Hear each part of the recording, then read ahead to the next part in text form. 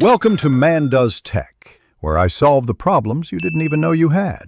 In this video, I will show you how to make pesto gnocchi. We'll start by preparing the simple, yet essential gnocchi dough from scratch, ensuring it's light and tender.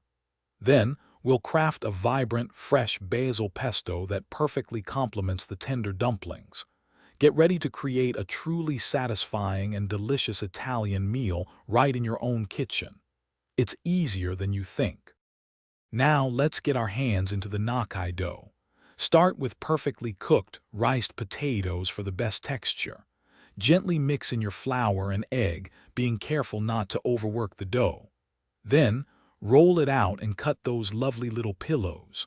A fork or gnocchi board will give them those classic ridges, perfect for holding sauce. Hey everyone, quick recommendation. If you're finding this video helpful, please give it a big thumbs up and subscribe to the channel. And speaking of staying fresh, cooking can be thirsty work. Stay hydrated with an Owala water bottle, keeping your water perfectly cold. Check the description for a link and other deals. Now let's get back to the video. Next, we'll create that vibrant, aromatic pesto. Fresh basil is key here, along with quality pine nuts and a couple of garlic cloves. Blend these together.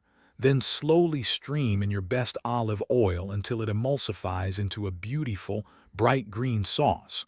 Finish with Parmesan cheese and a touch of salt for perfect balance. Now for the best part, bringing it all together. Cook your gnocchi in boiling water until they float, which usually takes just 2 to 3 minutes.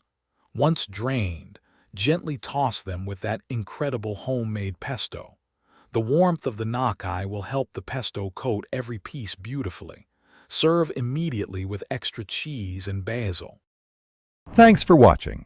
If you found this helpful, don't forget to like and subscribe.